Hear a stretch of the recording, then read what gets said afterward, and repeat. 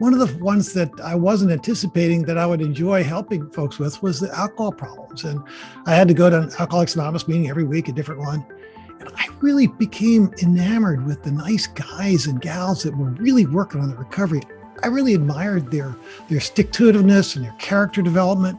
And these were nice, fun people. And I just really thought, hey, these are cool folks to work with and try to help them along in their process. I would always listen to sober stories from people in AA or other people who had found, their way out, and I would get inspired by them, but that inspiration would fizzle out and the craving would kick in and I would return to drinking again. So that one particular day though, I found Claudia's TED Talk and, learned about Claudia Christian, learned about the Sinclair method. And it took me a couple months to find the medication. And once I started on it, I saw an immediate difference like within the first week. Thanks for tuning in to the Elevation Recovery Podcast, your hub for addiction recovery strategies, hosted by Chris Scott and Matt Finch.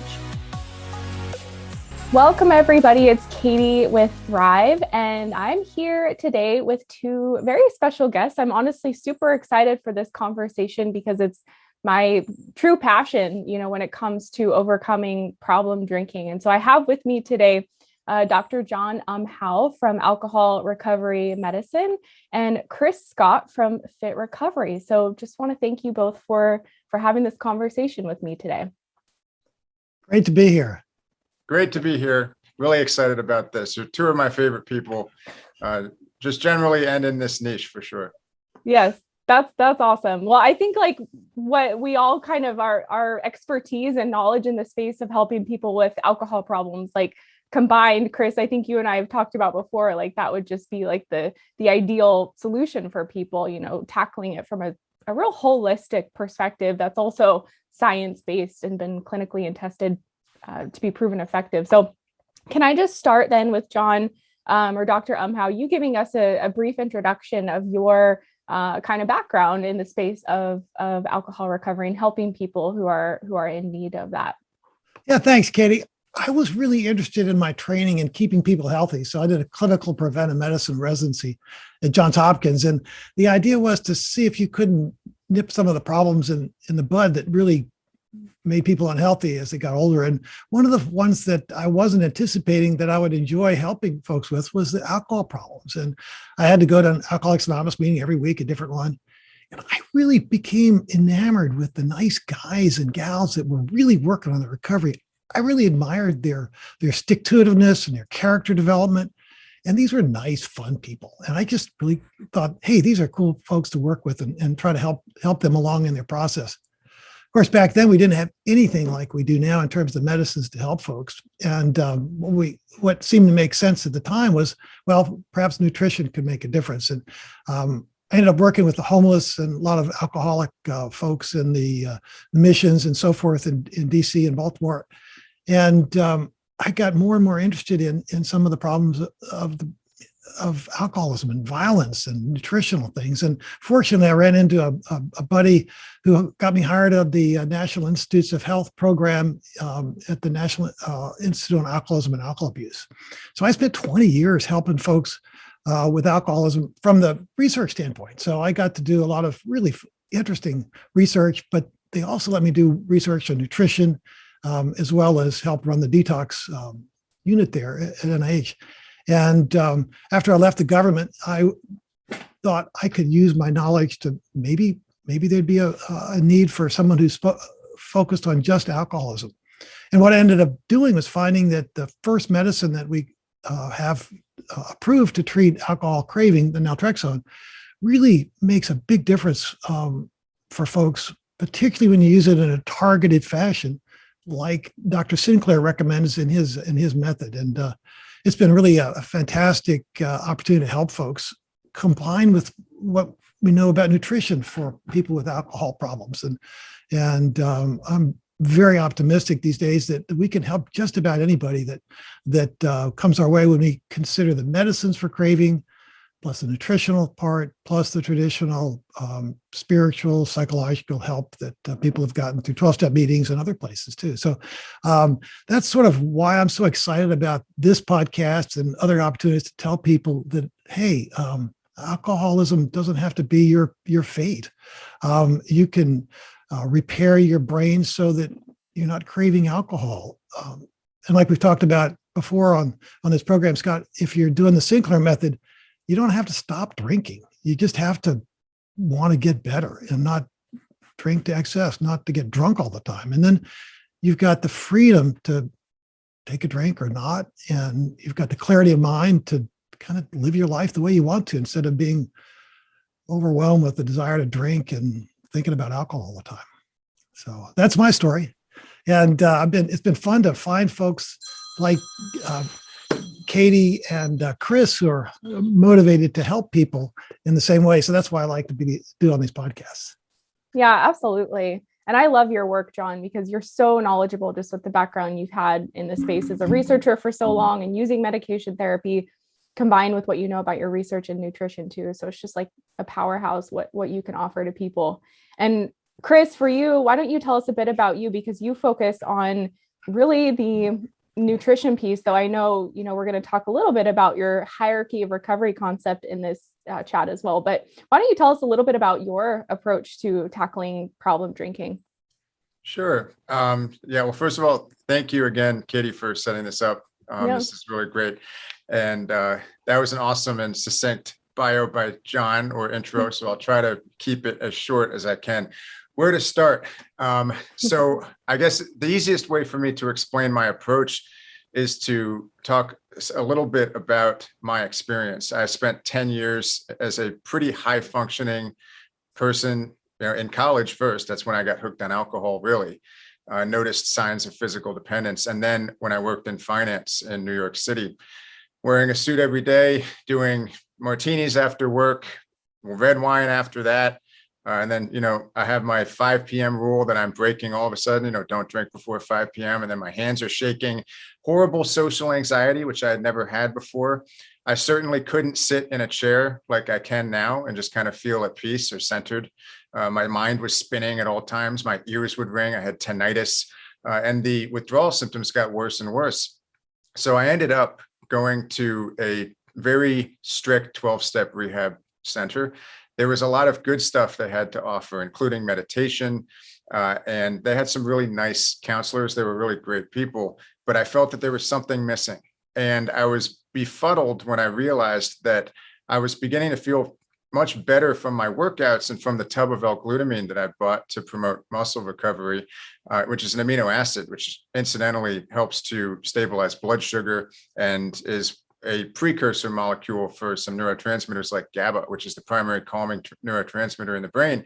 I didn't know any of that at the time, but I was like, why do I feel better after my workouts and after taking certain supplements than I do after, say, AA meetings? Which in the beginning, it was great to go to AA and feel supported, feel like I wasn't alone in the universe, have people who were nice, who were telling me things that I understood that I could relate to. But at some point I was like, there's something missing. And so that began a long intellectual and physical and healing journey for me, which, culminated in Fit Recovery, now fitrecovery.com. We have like 200 free blog articles, a number of free YouTube videos. I have an online course called Total Alcohol Recovery 2.0, which is kind of the centerpiece of Fit Recovery at this point. And the approach centers around what you mentioned, what I call the hierarchy of recovery, which is the biopsychosocial spiritual model. I did not invent that model, but I kind of adapted Maslow's hierarchy of needs to Dr. Amen. I can't remember, is it Daniel Amen? Or, but a brilliant psychiatrist named Dr. Amen, who uses the biopsychosocial spiritual model in assessing people with behavioral issues to see whether or not they can use brain scans to find out some physical abnormality in the brain that can be addressed. He might use supplements. He might recommend exercise or stress reduction techniques, which is in contrast to the status quo, which has a huge, plethora of drugs that can be used, but often they don't look at the basics first. So I'm not even against drugs at all. I'm a huge fan of medication-assisted treatment, in particular the Sinclair method, which I wish I had known about when I quit. And I have some articles on the Sinclair method, and I try to direct people to you and to Dr. Umhau as often as I can. I'm not an expert in the Sinclair method. Interestingly, I was prescribed naltrexone from that 12-patient rehab center, but it was not in a targeted fashion, and it was not explained to me how I was to use it. So they simply said, take this every day indefinitely, once or twice a day, and it'll decrease your chance of relapse, which may or may not be true. It seems the literature is a bit mixed on that. But what was certainly true was that I was not getting pharmacological extinction. So I was not taking it while drinking. The last thing they wanted me to do was ever drink again. So it kind of mystified me as to why they would take that or have me take that. So I ended up stopping that. But when I learned about what I should have been doing years later, I was a little bit upset, and that added motivation, the kind of inner fire I had to keep researching alternative methods. So for me, nutrient repair, utilizing the amino acid precursors for feel-good neurotransmitters, cofactors like vitamins and minerals, fatty acids that can reduce inflammation, help repair the gut, liver, brain axis. All of these things are overlooked. That's kind of the centerpiece of my approach. But I also like to focus on the psychosocial, spiritual elements as well. And so we do a lot of work with people, which, we don't put it in contrast to, say, AA. I have some personal views, and I'm pretty transparent about my own belief systems, and I try to inspire people when I can, but I like to have an open-ended approach. So we actually have a lot of people who are doing AA or smart recovery or even like moderation programs who we welcome into the fit recovery community, because we want this to be an open-ended way to get support and maybe fill in those missing links in that hierarchy, but not some dogmatic system. So well said. I think the more options we can have, the better. And I know you mentioned Dr. Amen, which I know Dr. Umhau has talked about before because of his research on how important it is to repair the brain. And I wonder, Dr. Umhau, if you wanted to talk about that, because I know you and I talk regularly, and you've showed me that picture of what a brain with alcohol use disorder looks like versus a healthy brain. So did you want to talk a little bit about that and the importance of repairing the brain, which may be what Chris is kind of calling the nutrient repair, repairing the brain and body, but particularly talking about the brain, Dr. Umhau? Yeah, thank you, Katie. Thanks, Chris. I love to hear your story over and over again. It's so inspiring to hear folks like yourself that have just really worked through, and we want to hear Katie's story too as part of this podcast. But the other thing that Katie mentioned just now is really something that I think is really, it opens a whole perspective on folks that are trapped in alcohol because they feel guilty. They can't get it together and they can't stop.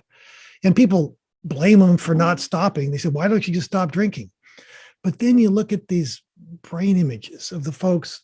Katie's thinking of a picture that I have of a 43-year-old man who's an alcohol abuser, heavy drinker, and his brain is smaller. It's shrunk compared to somebody who's healthy in the same age. And their brain is filling their skull. And you can just visually see, how can this person with alcoholism think straight? How could they possibly have the same insights and be able to figure out have a problem, or figure out not to go to the bar when they're craving? And so when you look at these pictures, you recognize that there really is a biological problem with alcoholism, whether you call it a disease or a condition or disorder. The issue is clearly that the brain has got a problem. What's fascinating, though, is some recent research that shows that if someone stops drinking, 6 weeks later, they do another brain scan, and their brain has increased in volume by 2%. That's a huge amount of growth of the brain. Think about it. How do you get that much growth in the brain? That's the kind of growth that you'd be doing if you're a little baby in the mother's womb. And that growth turns out to be related to the connecting fibers of the brain, which kind of makes sense because people, when they're drinking, they don't lose their ability to do calculations. Their visual abilities continue. They can still, their body still functions. But what they can't do is they can't connect the frontal lobes, the executive function, or the willpower area of the brain with the part of the brain that's driving the drinking, the craving part, the subconscious lower part of the brain that is more survival mode. And it's that part of the brain that is driven to drink alcohol to excess. That's the part that gets addicted. That's the part that drives humans to do automatic things that humans are designed to do. So once we heal the brain, the connections improve, And people can take that willpower, and it's enough to stop the behavior of drinking too much. I mentioned that the brain volume increases by 2%. And so what my study was at NIH, you can't see, it's blurry back here, but there's a picture of the brain that was on a magazine cover that a journal of lipid research that was sort of my 5 minutes of fame when I was an NIH researcher. And it shows that the brain uptake of the omega-3 fatty acid called DHA, one of the long chain fats that's critical for brain function, is just sucked up like crazy when somebody stops drinking. That's one of the nutrients that the brain really needs to recover. And of course, if you're aware of some of the nutritional theories today, people are often really deficient in omega-3. They don't eat enough fish, and they eat too much of the other kinds of fats that interfere with that. So that's one of the things that I've always found it's so helpful for folks, is to eat excess amount of omega-3 to kind of make up for the last decades of lousy eating. And that allows people to connect their frontal lobe, their willpower, with their craving centers. And that sometimes is really helpful for recovery. So that's sort of a nutshell. Katie, that's what answer your question. I got long-winded because it's so much fun to talk about, but. No, it does for sure. And I always promote, your knowledge and research about the high dose omega-3s. And one question that's coming up for me that I know a lot of people ask me is, well, what about the mercury? I know that's kind of been, What's your thoughts on that? So it's blown out of proportion. Sure, there's mercury in fish, unfortunately, but the other thing in fish is selenium, and selenium helps protect against mercury toxicity. Fish is so important for our diets that to look at one component of it and say this is bad makes it's not really a realistic way to look at it. So we could stop drinking water because there's pollutants in the drinking water that we have. It doesn't make sense. You can't stop fish. And what the studies show is that when you look at omega-3 fatty acids and cardiovascular health in men, for instance, it's associated. More omega-3 in your bloodstream, the more likely you are to survive a heart attack or not to have a heart attack. Well, if you look at mercury, the more mercury you have in your bloodstream, the more likely you are to survive also.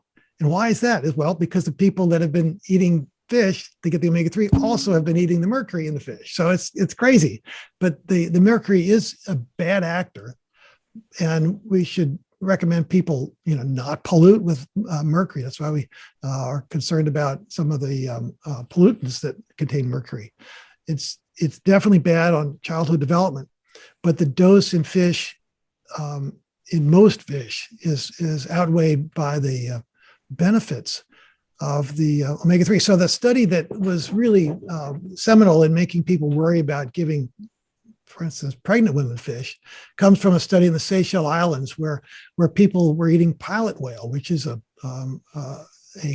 carnivorous fish that eats lots of smaller fish. So you got high concentrations of mercury. And even with the high concentration of mercury in the diet, what they found was not that the children were retarded in some way or had some obvious deficit. What they found was that the children, when tested with sophisticated neuropsychophysiological tests, they could detect a difference in the children that had lots of mercury. Okay, it was not something that was obvious to people.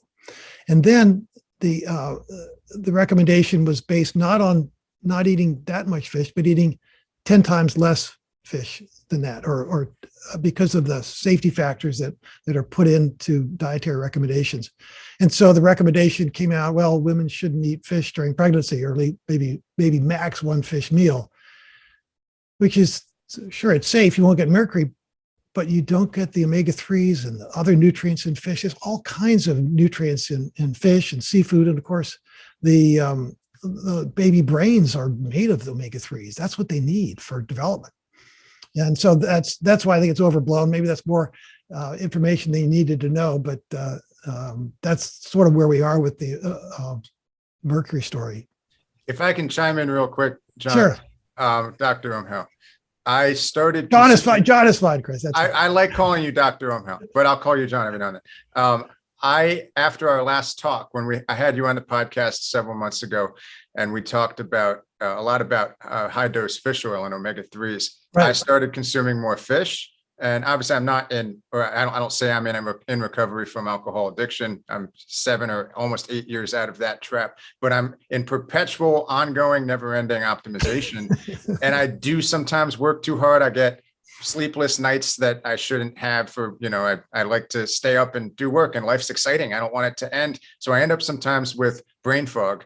And I found that high dose fish oil, in this case, I think it's Nordic Naturals, and I have no affiliation with their brand, actually. It comes in a glass bottle. It's really annoying to open when I get it, but I'm excited because I think it's anchovies and maybe herring and other smaller fish with lower mercury content. And from what I recall from my own research, you can tell me if this is true, but if you stick to sardines, mackerel, anchovies, salmon, and herring, then you're maybe minimizing your mercury. And obviously those aren't the only fish to be eaten, but as a rule of thumb, they tend to have lower mercury than, say, swordfish or big tuna or other predatory giant fish. I love fish, so I also started eating more fish as well. Right. And I noticed my brain fog dissipated, my mood. I mean, I feel like superhuman most of the time. Of course, there's always confounding variables, so who knows? But I appreciated that. And I think I recall our friend, well, I've not met her, but we've discussed her work in the past, Dr. Rhonda Patrick, discussing at some point that one of the reasons cilantro may be traditionally served with fish is that there are compounds in it that may bind to heavy metals and perhaps remove them from the body. So I try to get cilantro when I can. Some people hate cilantro for genetic reasons, I suppose, but I lucked out there. And I do take spirulina and chlorella as little tablets. And I have no idea, there's no short-term effect, but I had also read that may be helpful in binding to heavy metals. So I'm not sure. I haven't really dug into the research there, but that's my own recent experiment on increasing omega-3s. And even almost 8 years alcohol-free and addiction-free, at this point, I noticed a benefit. It's the brain fog is what people describe going away with fish oil. Over and over again, people say, I just think clearer, doc. And that was my experience when I started using omega-3s. When I did my research, I was not into supplements at all when I was started at NIH, because I just felt like, well, we get enough good nutrients in our diet. I eat pretty well. But after I realized, well, we've been Americanized. Our diets are full of omega-6 fat, which is what you get in anything that's fattened in the feedlots in Chicago, or anything that comes in a jar that has soybean oil in it. I realized that those kind of fats really made my need for omega-3 supplements go way up. Now I'm like you. I think the best advice is to eat lots of fish. Supplements are great, but there's other stuff in fish that we can't really we don't know about yet. We know there's selenium and iodine, all kinds of healthy things in fish, and certainly the spirulina. You can have other phytochemicals and so forth in the spirulina and the cilantro and so forth. So I recommend just eating the best diet you can. Unfortunately, Americans get so much omega-6 fat that their bodies are overwhelming. This fat is kind of interesting because the omega-6 and the omega-3s are almost identical, and they go to the same places in the body. So if you eat a lot of soybean oil and animals fed soybeans and corn, your tissue is going to be made of omega-6 fat, versus if you're eating lots of omega-3 fish, if you're an Eskimo, if you're a Japanese person, your body is completely different composition because it has omega-3 instead of the omega-6. So you can actually take someone from Japan and take someone from Iceland and tell where they come from based on the muscle composition of their body. And since we're more like the folks that have lots of omega-6, we need much more omega-3 to make up for the years of omega-6. So the half-life is 2.5 years. That's one of the things that I measured in my studies. And that means that you can eat lots of omega-3 today, Chris, but you'll still be seeing a benefit, for like 10 years or so, something like that, which is really different than other things that we do for nutrition. That's so fascinating. So, John, what do you see with the patients who are on the Sinclair method who add fish oils, just adding fish oil to that protocol? What's like, common patient experiences that you've seen? Well, what's really fascinating is I've seen all kind of folks that are suffering from alcohol problems. When I was working with homeless, the diets were so lousy, nobody ate fish. So they would not be able to see me on my private practice. People who look up the alcoholrecoverymedicine.com website and they find me and make an appointment. They're folks that are pretty high functioning. They've got their emotions and their brain working pretty well, and those people, they eat really well relatively. So they've already on a good path. But sometimes if they don't eat any most of the times when they come to me, they'll still benefit from the omega-3. Their brain will clear. They just feel like Chris said, the brain fog lifts. But also what happens is that they may be doing the Sinclair method. Oftentimes they're doing it very carefully. They're not missing doses. They maybe have been doing it for years. But if I talk to them carefully, I say, well, wait a minute, you don't eat very much fish. Why don't we try omega-3s at some of the doses that we've used for bipolar disorder, which is a lot higher than is recommended for just normal supplementation. And at those doses, sometimes people all of a sudden just reach extinction. They said, I don't need to drink today. I'm fine. Or they just are able to cut down rapidly. It's fascinating. I've been amazed. I thought that the omega-3s were helpful, but I didn't know how really powerful they can be sometimes until I started my private practice and recommending these high doses. So unfortunately, we don't have the research to really back that up directly. We know that omega-3s are important. We know that they're deficient in people who drink too much, and we know that they're harmless, but unfortunately, we don't have the data that shows that high doses will stop craving or help people get to where they want to in their goals. Yeah. And okay, so Chris, I wanted to jump back to you because you said something, earlier as you were describing your experience with, going from AA to more of like a fit recovery type approach. And you mentioned that you just felt better. And so I was curious if you could describe like what was happening for you, when you were in AA and as you transitioned over to more of like a health and fitness and wellness type recovery path. Because as you and I both know, one of the biggest challenges people have with alcohol use disorder is the craving issue. And that oftentimes leads to relapse. So what happened for you on your path as you started to feel better, and kind of what were your first steps and what were you doing? Sure. So I was doing a lot of stumbling and bumbling in the beginning. I knew that I wanted to get back into shape as soon as I was done with my benzodiazepine script and detox. And I was in inpatient rehab for 2 months. I had a lot of brain fog then, so I don't even remember. Maybe it was 6 weeks, but it was a significant period of time. And luckily, we were kind of bused to a local gym that was right next to a GNC. Every other day, maybe.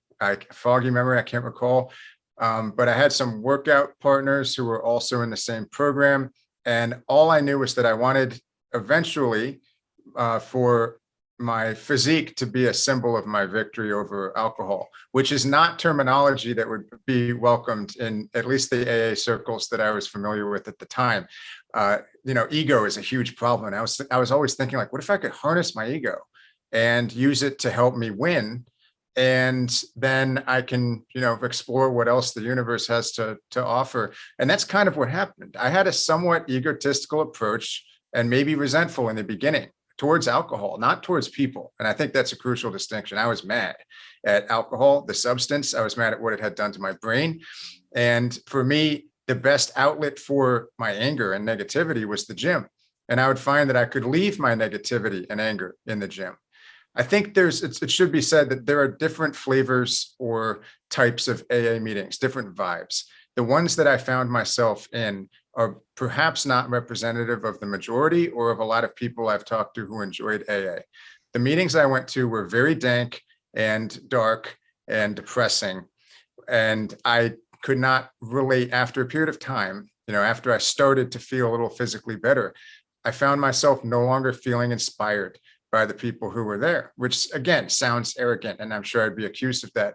But these were particularly depressing meetings. It's hard for me to overemphasize that. And so actually it turned out that at a certain point, the AA meetings made me want to drink, and my workouts made me want to conquer, the world. And so that became something that I focused on more on health and fitness. And I found that my cravings would go down, especially as I added supplements, but I didn't understand why.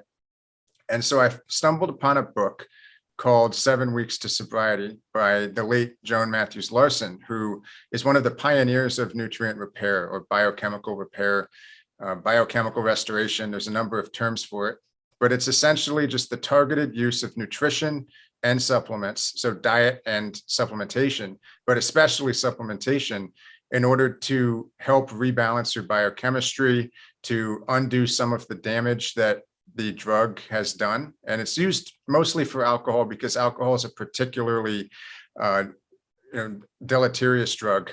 And at the same time, it can be used for opioids or cocaine, et cetera, other drugs. But alcohol is a really bad one. It's potentially the most toxic drug that we have in some ways, and just causes a cascade of imbalances in the body. So it stood to reason for me that these compounds that we evolved with for millions of years might be useful in healing myself physically from alcohol addiction. And I thought, well, then if I can rebalance myself physiologically, then maybe it will be easier for me to stop being so egotistical. Maybe I can become enlightened. Maybe I can focus on other things. Maybe I can improve my relationships and meditate. And that's actually what ended up happening. So I'm not saying I'm fully enlightened. I'm not. I can't levitate. I can't meditate for 3 hours and have visions. Maybe I will someday, but I'm a lot wiser than I was at the time. Each year that I left alcohol in the past by one more year, I became a bit more balanced and more stable. And I found things happening. I think in AA, they talk about the miracles or the promises of sobriety, that's another term I don't really use, because I don't like to think about the absence of alcohol or define my life in those terms. I like to think about what am I present with, and so if I definitely was at one time an active alcoholic, but now I'm a dog owning, mixed martial arts practicing, yoga doing, pretty healthy diet having entrepreneur who likes to do podcasts and try to help people out. And I'd rather define myself that way than by, some inanimate substance, which I no longer believe has any power over me whatsoever. So with all of that said, it was a slow process and an incremental one. And I don't mean to imply that it's going to be the same for everyone, but I hope that by telling my story and by sharing some of the things that I have found that may be universal, such as just a blanket need for some kind of biochemical rebalancing, that people will actually find what they need and hopefully start their own adventure. Chris, that's neat. Chris, I want to ask you about your experience with exercise. Were you having a group with you when you did the exercise? Was it by yourself or were you with other folks? And did that sort of constitute an AA support group? It did. So that's a great point. And what ended up happening was I went against the advice of the rehab counselor to not go to sober living. I didn't want to go there because I had a hunch about what goes on there. And there's a lot of drug use and alcohol use at sober living facilities. And also I've always been kind of a homebody. So I was like, I've done my thing here at rehab. I'm going to go home. I'm going to rearrange my furniture, make it unrecognizable, have a fresh start. What ended up happening was I had to move out of that posh, fancy apartment that I had in my finance days because I had to become a personal trainer. I ended up moving in with a couple guys who still worked in finance, who were acquaintances, who were actually social drinkers, but very light by my standards at the time.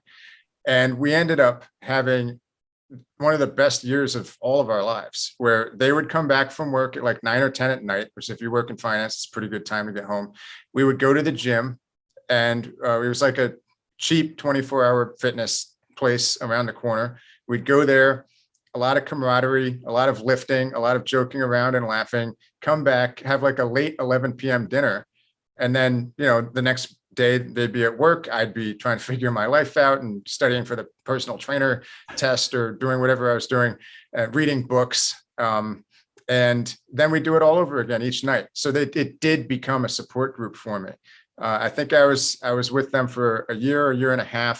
And then, at some point I moved to Savannah. I was in Atlanta at the time. But we're still actually saw them. I went to Atlanta last weekend and hung out with all of them. And it's, lifelong friends. And they actually respected the journey that I was on because I was open with them. I had heart to hearts with them. And they thought it was cool that I wasn't trying to hide it, that I was, it is what it is, was kind of my attitude. And here I am, and here's what I do. And I think a lot of people who have a sense of shame or who struggle with the stigma of addiction could benefit by having confidants or just a couple close people. In my experience, it's always been better to have, a couple really close friends or confidants or a support group than a huge number of peripheral friends, which is something I had during my finance years. I knew a lot of people, but I would not have wanted to be on a desert island alone with them. So that's kind of my litmus test, the desert island test. And they passed that. And in my experience, people who pass that test often end up being lifelong friends. Chris, what you've experienced is great. That is what Dr. Sinclair would call rewiring your brain. See, what you've done is these are like what we call in the Sinclair method, alcohol-free days. And you fill those days with things that induce endorphins. So as you all are aware, there are these endorphins, these natural opiate chemicals in the brain that are released by alcohol, but are also released when we do strenuous activity like working out, particularly with other humans, other people. And so your experience describes exactly what we would hope everyone would do who's struggling with alcohol. That is to get another source of endorphins that's really healthy. And that's exactly what you did with your friends, joking around, laughing around the table, eating a nice meal, which induces endorphins, but particularly with people. So you've got this wonderful source of pleasure in your brain that makes neurons grow because you're eating healthy, and it makes them grow in the direction of healthy behaviors like hanging around with your good friends and going to the gym and working out. And that's sort of where humans are designed for relationship. And without that, it's really hard to get the endorphins that someone needs to overcome the craving to drink. And that's one of the reasons physiologically or neurochemically why Alcoholics Anonymous works, is because you're with other people and you're having a nice time. But if you're not having a nice time, it doesn't work, right? And that was your experience, it sounds like. I spent many nights, in years prior to that, drinking alone on my couch because I was too tired to try to set up plans. I had a long day at work and I figured I deserved this because I struggled through another hard day, not realizing that the day was hard in part because I woke up with withdrawal symptoms or at least a bad hangover. Yeah. So that amplifies, your sensations of negativity. But yeah, it crowded out, having those friends and working out with them crowded out the need for alcohol. And I think it also may have helped that I was working out with them and having feasts with them essentially at the same time of day that I was typically drinking the most. Now, I was drinking almost all day by the time I quit, but it was always hitting it hard at night. And so for me, it was really helpful. I feel like there's some circadian or circadian rhythm going on that I haven't looked into research, but I know there's something there. And for me, it was correlated with sleep as well. I used to have sleep anxiety. And I would think, well, I need to drink, a bottle of red wine if I want to sleep tonight. Like, duh. And then, of course, I'm exhausted after this workout with these guys, and my endorphins are at least as high as they were, probably way higher than ever when I drank. So it crowded it out. And I think I was able to rewire my brain. Katie, why don't you tell us a little bit about how you got healed through the Sinclair method and how you rewired your brain to be happy when you're not drinking? Yeah, absolutely. I was a daily drinker, bottle of wine during the week, and then weekends usually just kind of free for all day, both days. And Mondays were always really, really rough. And was always looking for an answer. I literally tried to quit drinking probably dozens of times, and I'd make it a few days or a couple weeks or a couple of months. Once I made it 6 months. But when I was quitting all of those different times, I always knew in the back of my mind that I would drink again. Like, if I'm honest with myself, I knew it was just a matter of when it would be, kind of believing that if I was able to prove to myself that I could be sober, that, like a lot of us, we think, oh, okay, yeah, I can moderate my drinking now.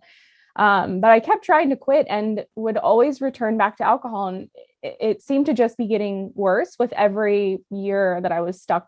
Like Chris, you called it a trap. I love to call it a trap as well, because it's really what it is. And it was getting worse year over year, to where I was doing riskier things, putting myself in riskier situations, drinking harder alcohol. Like I was turning to whiskey a lot more often, or wine and whiskey. And so it was just getting worse and worse. And earlier in the call, John, you mentioned about how, people who might feel like their fate is alcohol addiction. And that's honestly what I felt right before I got to the Sinclair method was, I guess I'm just going to be, an alcoholic for the rest of my life. I can't get out of this. Like I've tried so many different times. There's, people in my family. I was just thinking, well, maybe this is my fate in life. And I was kind of accepting it. But then, one hungover morning, I was scouring the internet once again for some answers, and I would always listen to sober stories from people in AA or other people who had found, their way out, and I would get inspired by them, but that inspiration would fizzle out and the craving would kick in and I would return to drinking again. So that one particular day, though, I found Claudia's TED Talk and, learned about Claudia Christian, learned about the Sinclair method. And it took me a couple months to find the medication. And once I started on it, I saw an immediate difference, like within the first week, to where, previous to the Sinclair method, alcohol-free days were very hard for me. And I would usually force them and white knuckle them and just do them out of a sense of guilt. Like I need to have a day without alcohol because it's been, weeks or months. But that first week, I was able to have my first alcohol-free day that was uncomfortable. Like I could have still drank, but that craving was much less. And I took myself after work. Like I lived in a coast town, so I went to the beach and I just was like, this is crazy. I'm not drinking tonight. And it doesn't feel like I'm, totally tortured by it. And just, from there, it just kept improving little by little by little. And that's the thing with the Sinclair method. I think sometimes people get on it thinking it's going to be this overnight shift or this pill's going to fix everything. But I was on the method for a full year, and it was just week over week, these gradual improvements. I would see that, I was thinking about alcohol a little less often. I could no longer finish a bottle of wine, or a few months in, I no longer wanted to drink at home alone anymore. I only wanted to drink socially. It just didn't appeal to me. And so over the course of a year, it just my alcohol kept gradually reducing to the point where at a year, I ultimately stopped drinking just because I genuinely lost all interest in alcohol. But throughout that time, I was also, actively seeking out things in life that would give me enjoyment and meaning, because what I realized was alcohol was my purpose. I was living for that drink and I didn't even realize it, but I was thinking about alcohol starting at 11 a.m. every day, looking forward to that wine ritual every night, and truly just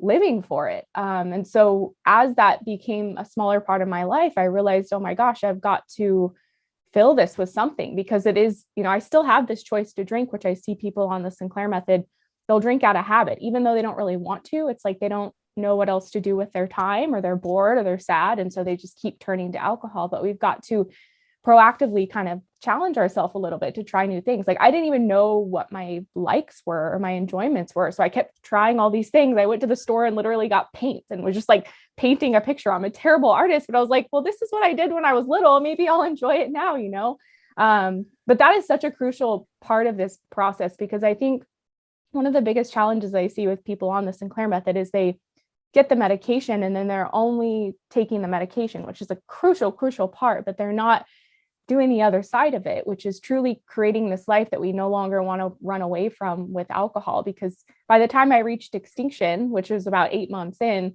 I was still drinking like once or twice a month, but it was like to have a glass of wine out with dinner. It wasn't because I had a bad day, because by that time I had learned new ways to cope with bad days. And so that was my journey through the method, and why I appreciate both of your perspectives so much, because it is this holistic approach to it. Because we don't develop alcohol use disorder in a silo. It's something that, interferes and interacts with all areas of our life. And alcohol is a very, useful temporary coping tool and a habit.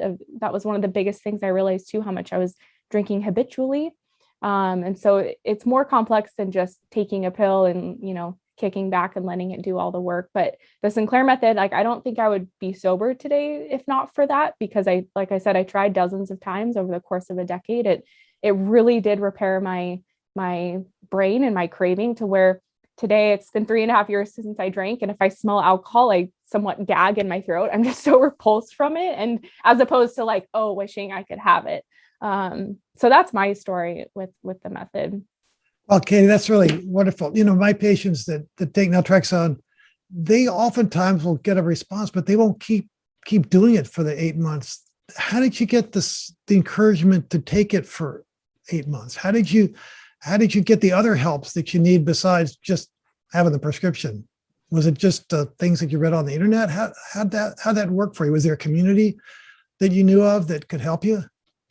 I see that is like one of the biggest challenges I see with the Sinclair method community and people on it is that they'll get on the medication, it's working, and then they stop taking it, or they're not 100% consistent with taking it, which is crucial to the method. And so I see people have that challenge, and then they, stop taking it a few times, and then they're finally ready to commit. So, it is possible for them to get to that place. But for me, I would say the things that were driving me most were my internal motivation to change. Like I was genuinely becoming afraid of what alcohol was doing in my life. I almost got a DUI. I'd kind of wrecked my car, like here and there, hitting curbs and stuff, drinking and driving. I would do that. When I was sober, I would say, oh, I would never do that. But once I got drinking, I would, not have the right judgment. So I was genuinely afraid of the consequences that were happening in my life. And I focused on those like every day. I made them a very big part of my reality of like, this is what's going to happen if you don't get this fixed. And then I was also really excited about my future. Like alcohol had always felt like this major barrier to like all of these dreams that I had deep down inside me that I really wanted to do, like small and big things, like being, energized on a Saturday morning and going to get coffee at a coffee shop and, just like little things that alcohol was preventing me from doing. And so for me, it was like constantly keeping in my conscious awareness the life I wanted to have and like the reality of what would happen if I didn't change. And, through trying to quit dozens of times, I did have tools like, just psychological tools. I'm an avid reader and learner. So I'm constantly consuming information to inspire me and help me improve, like a lot like Chris. And so that is the piece of it that I think is so important for people and that sometimes people miss. It's like if we're not thinking about our future and getting excited about it, or really honest with ourselves about the reality of what's going to happen if we don't change, then in those moments where we're feeling tempted or exhausted or angry or whatever, like we can just decide I'm not going to take the pill today. But it's those tiny decisions that really, they add up to huge change and improvements, or they add up to quote unquote failure, in my opinion. So one of the things that I am so thrilled to be with the two of you is you two have helped hundreds and hundreds of people. I have no idea how many people have benefited from your work to help them. And I would think that would help you maintain your desire to live a healthy life and to be free. Is that really been the way it's been? Am I just assuming that, Chris and Katie? Yeah, I mean, I'll say it's totally surreal to me. And I don't know an exact number. I hope it's, substantial at this point, but yeah, it's one of those things where when I'm having coffee in the morning, watching the sunrise, this is facing somewhat east. So it's a great place to be in the morning. The dogs come in. I got 2 rescues, little pit bull mixes who are basically stuffed animals. And they hang out and I'm sipping my coffee and I'm thinking, what a contrast from when I used to work in a job that wasn't for me. I'm not going to put down finance. I have friends who are cut out for finance. I'm not. I'm not very good in a lot of things. I don't hear well, actually. If I were a waiter, I would get fired. I would mess up people's orders. So it's totally surreal to me that I even have a career, so to speak. But the fact of the matter is that it's not about me at all, which really takes off a lot of pressure. Because back then it was about me and about me counting beans and, essentially what I was doing in a glamorous way. And it was stressful. And now I get to think, well, at least I get to have peace with the universe. I feel a sense of alignment with the cosmos. I know that I'm doing what I'm supposed to do, and I can kind of get into a flow state and try to live in the space of intention, as Wayne Dyer used to say. Matt Finch recommended his book. It might be called Intention. It's the Power of Intention. And I've been reading that. I like to read a good self-help book every now and then to stay energized. So it's a process for sure. But at the end of the day, there's so much alignment when you're helping other people. I think, a lot of people are successful. And I've had a lot of clients, private coaching clients with huge amounts of money, and they'll throw it at the problem. And that's fine to start with. But if you don't have fulfillment, which you can only get, in my opinion, by helping other people, then you're missing out. And so I think there are all of these metrics of success and happiness that I was obsessed with before I quit drinking, where, at the time, if you'd ask me, what does success look like? I'd say I'd be on a beach drinking a margarita, with millions and billions and trillions of dollars in the bank, and wouldn't have a care in the world. And the reality of the situation is, even if I had achieved that, my liver would be, having a hard time. I'd have brain fog. I wouldn't even if I had $1 trillion in the bank, I wouldn't be able to go get a cup of coffee on a Saturday morning and feel good, unless I put a bunch of Irish cream or whatever in there, and then had to go home and take a nap, and, just have horrible sense of, very bad sense of well-being. So at this point, I'm just extremely grateful. I think I'm sorry for this long-winded answer, but that's kind of how I feel about it. I have fulfillment doing what I do. And it's totally surreal to me, as I said. No, I just wanted to, I just appreciate that question so much, John, because absolutely, like, having my YouTube channel and, just being able to help others, like Chris said, like, it gave me such purpose and meaning in life where, I never had that before in my different career paths either. And so I totally agree 100% with what you said, Chris, about helping others is where we get our most fulfillment, whether you're a mother or a volunteer or your career allows you to do that. I think that's such an important component. I read Man's Search for Meaning by Viktor Frankl, and that just, while I was on the Sinclair method, and that really like hit home for me about the importance of having meaning in our life and purpose. And I can genuinely say for nearly 10 years when I was struggling with alcohol, like, I didn't really have that. And so if we don't have that meaning or purpose or direction, it's so easy to stay stuck in the alcohol trap.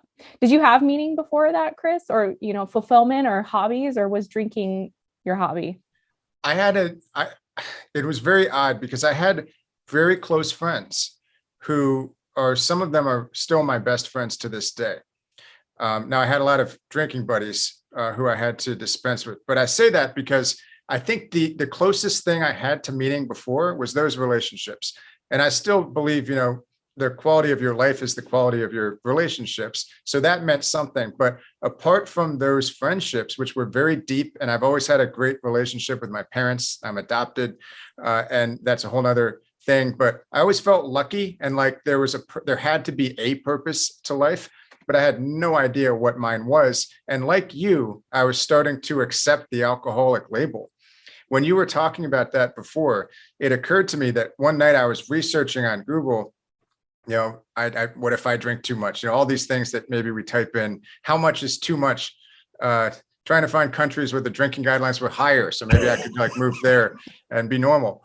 And that's actually what gave me the impetus to start a blog at some point, because I was like, those search results suck, and I want to make something that's more informative for people.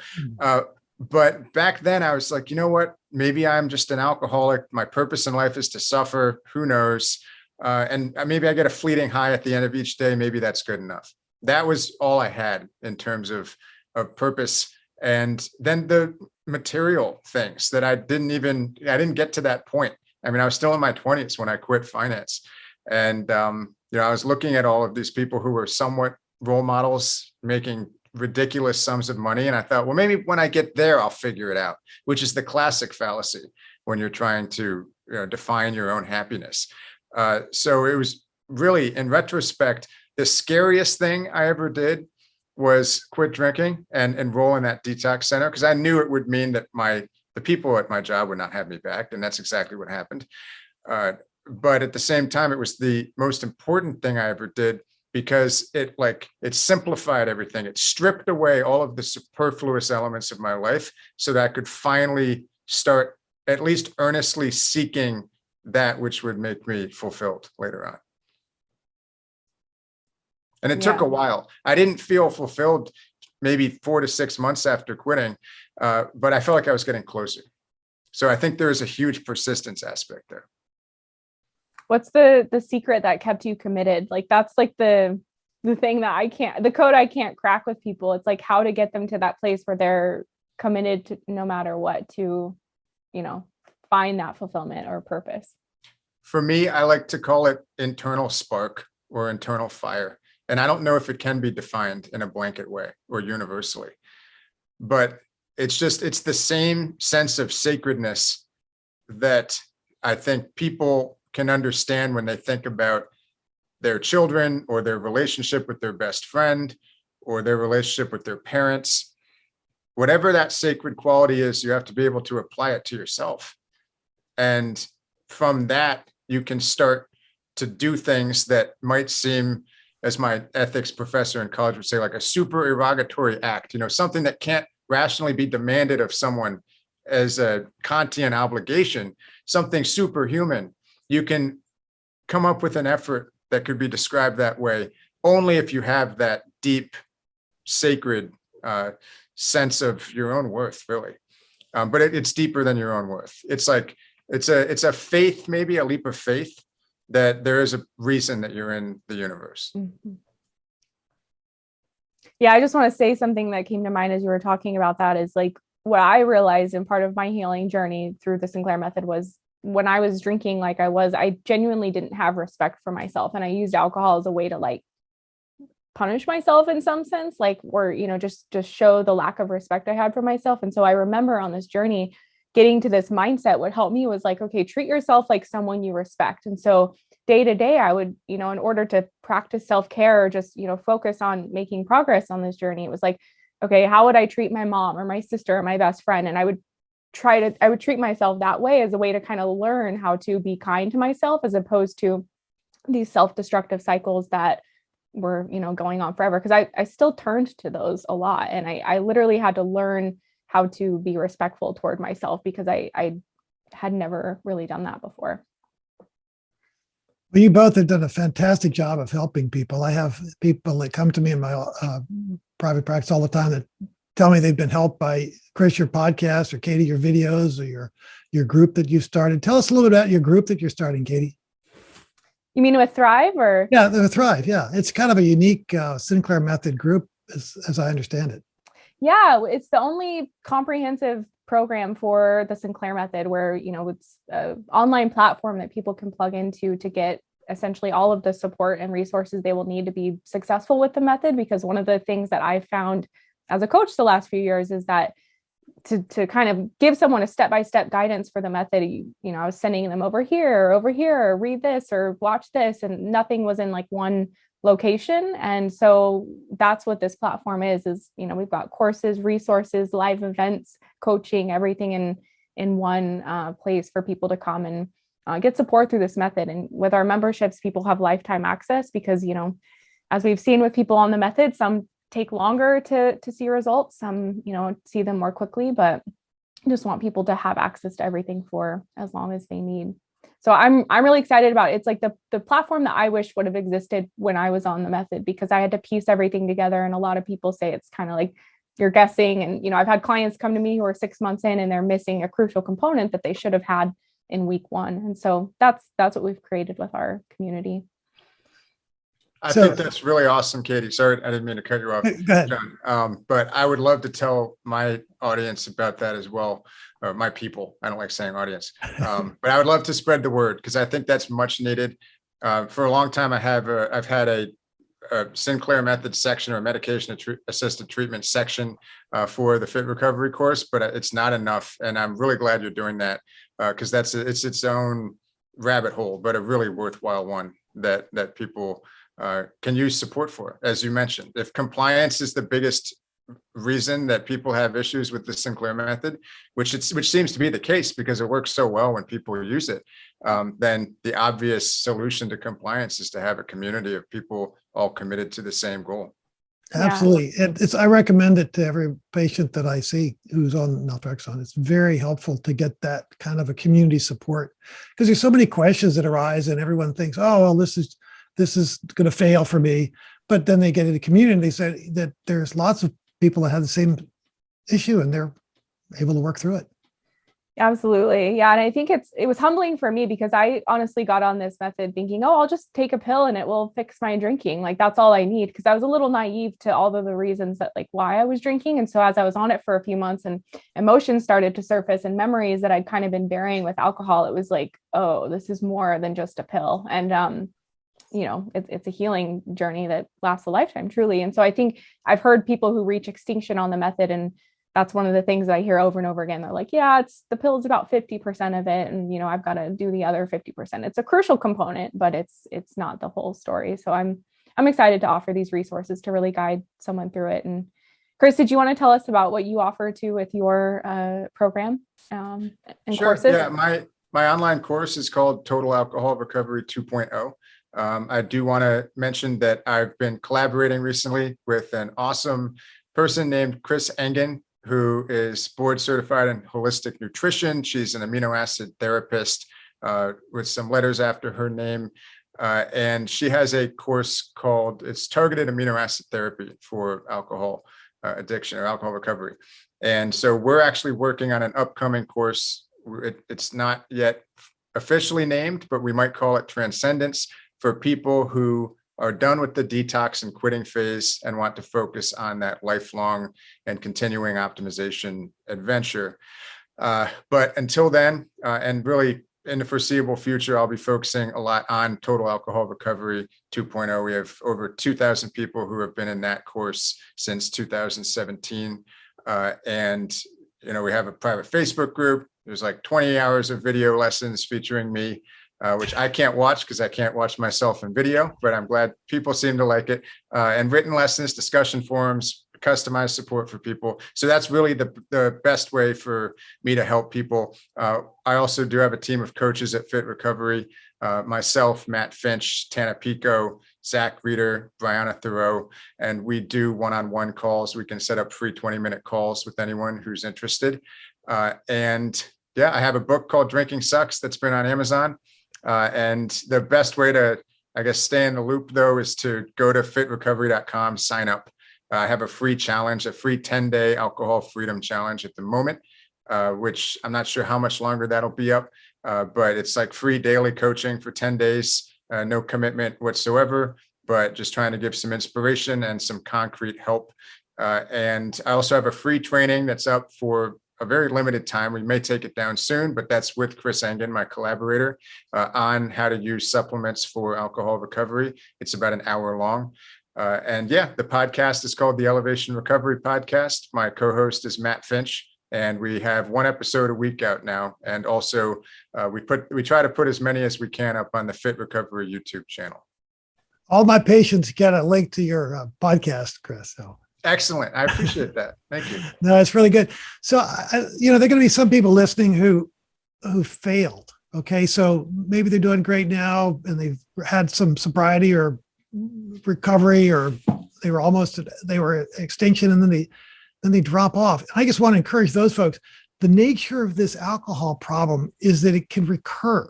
It doesn't have to, and hopefully it never will for you. But if it does, it's okay. That's part of the deal. Just get back on the horse and, try some new things and learn from your experience. It's not the end of the world, and it doesn't define you. By all means, you're human, made in God's image to live life to the fullest. And so what if you make a mistake a few times here and there? You're working on getting your life together. And that's the thing that I find so invigorating about working with folks that have problems with alcohol, is they just have learned to work on themselves and to live life better. And it's a very positive experience to see people who keep at it. Most people do well on the Sinclair method, but if they don't, then that's okay. We could just start all over again. And I just wanted to make sure people know that you don't have to have this perfect trajectory to recovery to get recovery. So. Yeah, that's such an encouraging message, John. I totally agree. And in my opinion, those mistakes that we make are the most valuable learning experiences and help us going forward if we just view it as a learning opportunity. So I think That's such a positive message for people. Yeah, I think it's a nonlinear transformation, adventure, journey, whatever you want to call it. and there, it's really, I can't remember who called it this, but data points, I think is the best way to think about that. You get new information, you get feedback every time something like that happens.